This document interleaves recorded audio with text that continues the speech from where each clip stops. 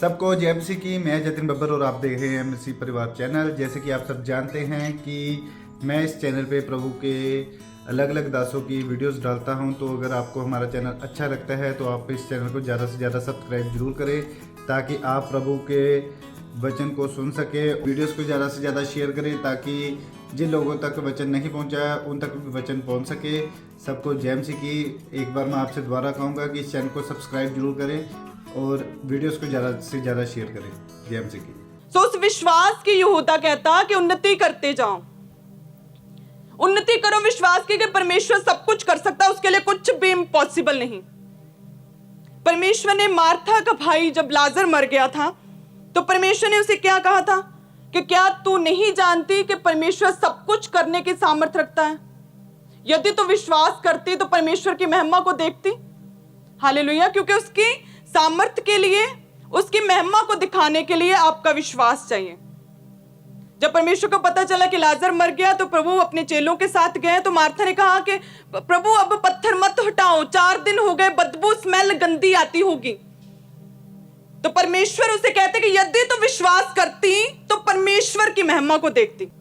Hallelujah. यदि तू विश्वास करेगा तो परमेश्वर की महिमा को देखेगा। यदि तू विश्वास कर, हर एक जन से अकेले अकेले को खुदावन कहता, अकेले अकेले को नाम लेकर बुलाया ना। सो ये वचन भी आप अकेले अकेले के लिए है कि यदि तू विश्वास करेगा तो परमेश्वर की महिमा को देखेगा। यदि आप विश्वास करेंगे तो परमेश्वर की महिमा को देखेंगे। आमीन। यदि आप विश्वास करेंगे तो बड़ी बड़ी हीलिंग्स को, डिलीवरेंस को, शांति को आप लेने पाएंगे। आमीन। और उसने फिर मिरेकल्स को रिसीव किया, अपने भाई को जीवित देखा। सो उसी तरह से परमेश्वर कहता है कि विश्वास करो कि मैं जीवित हूं, विश्वास करो कि मेरे लिए कुछ भी इम्पॉसिबल नहीं, विश्वास करो कि मैं तेरे साथ हूं। आमीन। क्योंकि जब विश्वास करोगे, उस विश्वास की उन्नति होगी आपकी लाइफ में। तो परमेश्वर कहता है व्यक्तिगत रीति से मेरे साथ जब जुड़े रहोगे, उस विश्वास को बढ़ाते जाओगे, उन्नति करते जाओगे, तो शैतान कभी गिराने नहीं पाएगा, कभी बैकस्लाइड नहीं होंगे, कभी गिरेंगे नहीं, कभी व्यभिचार में नहीं पड़ेंगे, कभी गलत कामों में नहीं पड़ेंगे। परमेश्वर के एक मस्सा पाए हुए जन एक सामर्थ्य, पावरफुल, इफेक्टिव क्रिश्चियन ठहरेंगे। आमीन। सो क्या करो? सबसे पहले अति पवित्र विश्वास में उन्नति करते जाओ। सब कलीसिया कहें आमीन। दूसरा वचन परमेश्वर का कि पवित्र आत्मा में प्रार्थना करो। सो कितने जन हैं जो रोज का प्रार्थना का दशमांश परमेश्वर के सम्मुख देते हैं? अपने हाथों को उठाओ। सो परमेश्वर के दास की टीचिंग ही इतनी पावरफुल है कि 90 से अबव लोग जो है अपनी प्रार्थना का दशमांश दे रहे हैं। सो ये एक ब्लेसिंग की बात है हमारे लिए। हमारी कलीसिया इतनी पावरफुल, इफेक्टिव है। हालेलुया। सो परमेश्वर की महिमा को आप देखेंगे। आमीन। सो जो परमेश्वर के दास ने हमें स्ट्रिक्टली प्रभु में खड़े रखा है ना, हम इधर से उधर नहीं होते। सो तारीफ करो सबसे पहले खुदा के दास के लिए। वो प्रार्थना में थे, आपके लिए प्रार्थना में है। और कोई भी ऐसा दिन नहीं, मैरिज के बाद मैंने देखा 6 साल हो गए, कोई ऐसी रात नहीं जब वो उठकर प्रार्थना के लिए नहीं जाते। प्रभु यीशु मसीह के विषय में लिखा लूका 5 उसकी 16 में कि प्रभु यीशु मसीह जंगलों में प्रार्थना के लिए जाया करते थे। प्रभु यीशु मसीह जंगलों में प्रार्थना के लिए गए। मैंने अपने हस्बैंड को हमेशा एक भी दिन मिस नहीं, चाहे हम मिनिस्ट्री में हो, काम में हो, घर में हो, या पंजाब से बाहर कहीं पर भी हो, हर रात परमेश्वर के साथ एक मन, व्यक्तिगत रीति से आमने सामने बात करना। इसीलिए ब्लेसिंग्स भी उनकी डिफरेंट हैं। हालेलुया। सो वही ग्रेस, अगर खुदावन की ग्रेस परमेश्वर के दास के ऊपर, वही ग्रेस उनकी कलीसियाओं के ऊपर भी होनी चाहिए। आमीन। सो जिस तरह से पैसे का दशमांश हम देते हैं ताकि इकोनॉमिकली हम आर्थिक रीति से पैसों में, इनकम में हम बढ़े, सो उसी तरह से अपने टाइम का दशमांश प्रार्थना में देना है ताकि आत्मा में हम बढ़े। आमीन। ताकि आत्मा में ग्रो हो सके। क्योंकि यहूदा क्या कहता कि अगर परमेश्वर में बने रहना चाहते हो कि शैतान तुम्हें ना गिराए, तो आत्मा में प्रार्थना करो। प्रभु यीशु मसीह हर रोज जंगलों में प्रार्थना करने के लिए जाते थे। तो आज क्या जंगलों में चले जाओगे? जंगलों में जाने का क्या अर्थ है कि जंगलों में कुछ भी, जंगल में क्या आसानी से कुछ मिलता है? खाना नहीं मिलता आसानी से, कभी पका नहीं मिलता, सो ऐसे ही एडजस्ट करना पड़ता है। हर समय डर रहता है कि कोई जानवर कोई ना आ जाए, कोई भेड़िया ना आ जाए, हर समय डर, अकेलापन, कोई एंटरटेनमेंट नहीं, अकेले, अंधेरा सभी ओर, शांति बिल्कुल, सुनसान, डर का माहौल। उसी तरह से परमेश्वर कहता कि यदि तुम्हारी लाइफ में कभी अकेलापन तुझे महसूस हो, कभी लगे कि मेरी लाइफ में ऐशो आराम नहीं, सुख सुविधाएं नहीं, आसानी से मुझे कुछ नहीं मिलता, अगर लगे कि मेरी लाइफ में क्यों इतना डिप्रेशन, इतना अलोन क्यों हूं मैं, अगर लगे कि मेरी लाइफ में कोई खुशी नहीं, अगर लगे कि सभी और अंधेरा है, मेरी लाइफ में कोई रास्ता नहीं जिसके द्वारा मैं ब्लेस हो सकूं, तो क्या करो?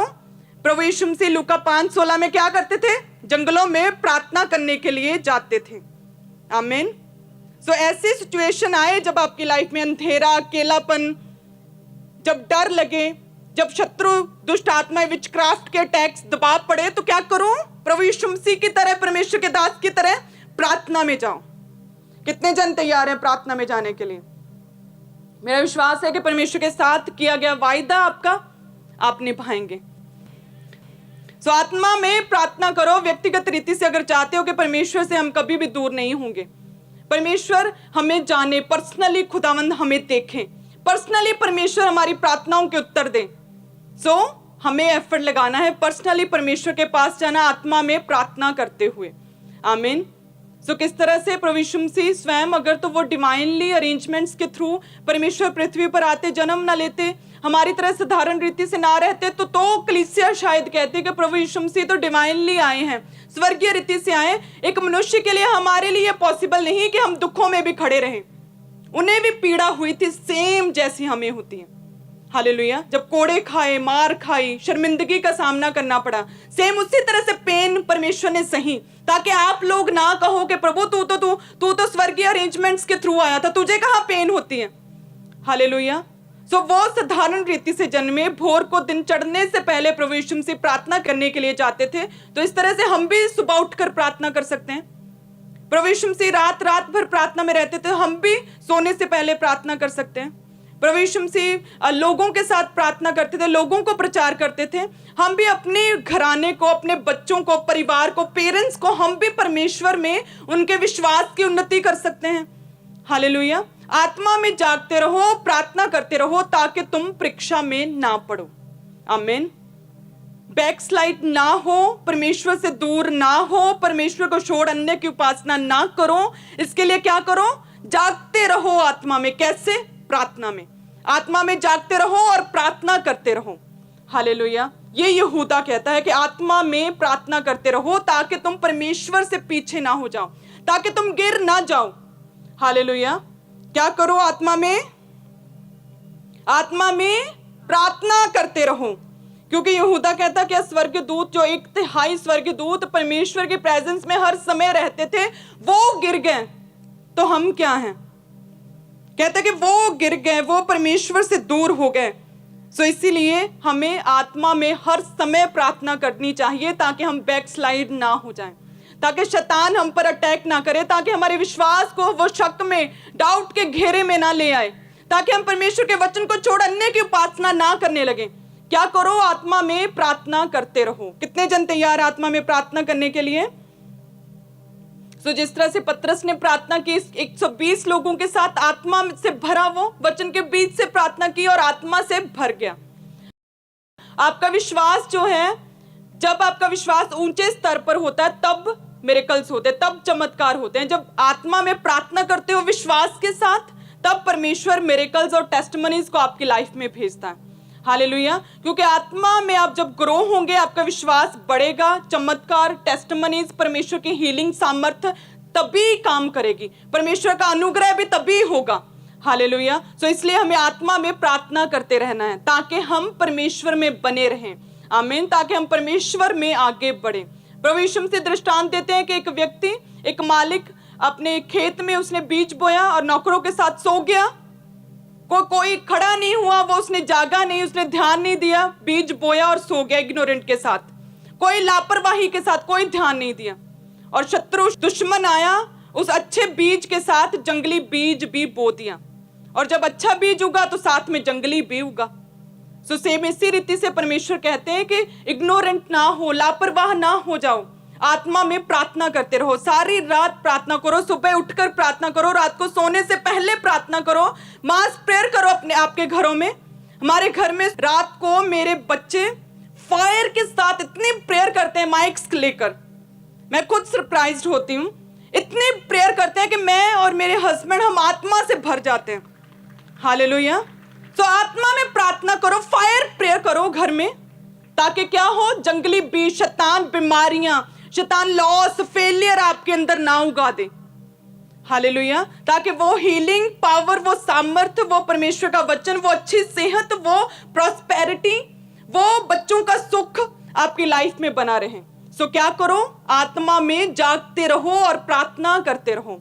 आमीन। प्रार्थना करें सभी जन कि आज से मैं आत्मा में प्रार्थना करूंगा, आज से मैं परमेश्वर को अपनी लाइफ में प्रथम स्थान दूंगा, आज से मैं परमेश्वर में प्रेयर करूंगा, घुटनों पर आऊंगा, आज से मैं घुटनों पर आऊंगा, घुटनों पर आकर प्रार्थना करूंगा, आत्मा से भरकर, पवित्र आत्मा से भरकर फायर प्रे आज से मैं घर में करूंगा। आज से मैं अपनी प्रार्थना का समय का दशमांश परमेश्वर के सम्मुख घुटनों पर दूंगा, घुटनों पर प्रार्थना करूंगा। आज से मैं आत्मा में बढ़ूंगा, मैं आज से अपने विश्वास, पवित्र विश्वास की उन्नति करूंगा। आज से मैं परमेश्वर के बड़े कामों को अपनी लाइफ में देखने पाऊंगा, परमेश्वर के गहरे भेद आज से मुझ पर जाहिर होंगे। आज से मैं आत्मा में बढ़ूंगा, आज से मैं ग्रो होऊंगा आत्मा में, आज से मैं आत्मा में जागता रहूंगा। आज से मैं परमेश्वर के वचन पर ध्यान दूंगा, आज से परमेश्वर के वचन को अपनी लाइफ में बो दूंगा। आज से मैं अपनी लाइफ में परमेश्वर के वचन के अनुसार चलूंगा, परमेश्वर के साथ एक व्यक्तिगत रिलेशनशिप को मेंटेन करूंगा। आज से मैं अपनी पत्नी, अपने पेरेंट्स के जरिए नहीं बल्कि आमने सामने होकर परमेश्वर के साथ घुटनों पर आत्मा में बात करूंगा। आज से मैं परमेश्वर में बना रहूंगा, आज से मैं परमेश्वर को प्रथम स्थान दूंगा, अपने समय का दशमांश प्रार्थना में परमेश्वर के सम्मुख दूंगा। प्रार्थना करें सब लोग ऊंची आवाज में। आज से मैं परमेश्वर को अपना मुक्तिदाता, उद्धारकर्ता ग्रहण करूंगा। चाहे दुख आए, चाहे सुख आए, हर परिस्थिति में मैं खड़ा रहूंगा, मैं गिरूंगा नहीं, विश्वास में उन्नति करता रहूंगा। मैं परमेश्वर के राइट समय की वेट करूंगा, क्योंकि परमेश्वर का समय उत्तम है, परमेश्वर का टाइम राइट टाइम है। मैं उस राइट टाइम की वेट करूंगा, मैं विश्वास में खड़ा रहूंगा, मैं विश्वास में खड़ी रहूंगी, मैं गिरूंगी नहीं, मैं परमेश्वर के वचन पर चलूंगी, केवल परमेश्वर की उपासना करूंगी, केवल उसके नाम को धन्य कहूंगी। वायदा करें खुदा से।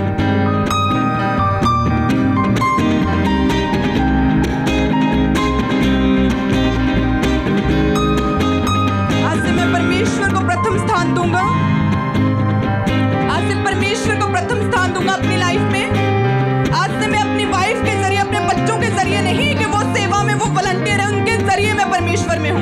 मैं डायरेक्टली आज से परमेश्वर के साथ एक मन सहभागिता करूंगा। आज से डायरेक्टली परमेश्वर के साथ सहभागिता करूंगा, परमेश्वर के साथ एक गहरा रिलेशनशिप आज से मैं मेंटेन करूंगा।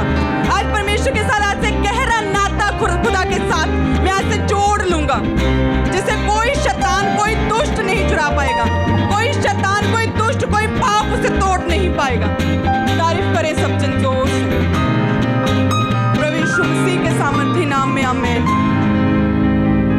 तो यहूदा तीसरा क्या कहता कि परमेश्वर के प्रेम में बने रहो। जब हम परमेश्वर के प्रेम में बने रहेंगे, हम कभी गिरेंगे नहीं। हालेलुया। जब परमेश्वर से प्रेम करेंगे तो चाहे कोई दुख आए, हम तो परमेश्वर से प्रेम करते हैं ना, हम कभी गिरेंगे नहीं। सो इसलिए परमेश्वर कहता है सेल्फिश प्रेयर, सेल्फिश लव मत करो मेरे साथ, निस्वार्थ प्रेम करो। कि परमेश्वर तू चाहे मुझे बांझ रख, जा बच्चा दे, तू चाहे मुझे चंगाई दे, जा इस ऐसे ही रख, तू मुझे प्रॉस्पर कर, या ऐसे लॉस में रख, तू चाहे मेरे गले को खोल, जाना मैं तेरी महिमा करूंगी, दुख में भी सुख में भी हर घड़ी मैं तेरी महिमा करूंगी। ऐसा प्रेम यहूदा कहता, जब आप प्रभु यीशु मसीह के साथ रखोगे ना, कभी गिर नहीं पाओगे, कभी पीछे नहीं होगे, कभी बैकस्लाइड नहीं होगे। और एक समय परमेश्वर का आएगा, राइट टाइम, जब परमेश्वर आपको छू लेगा, राइट टाइम खुदा का, जब परमेश्वर आपको खींच कर इस टेस्टिमनी प्लेस पर खड़ा करेगा। आमीन।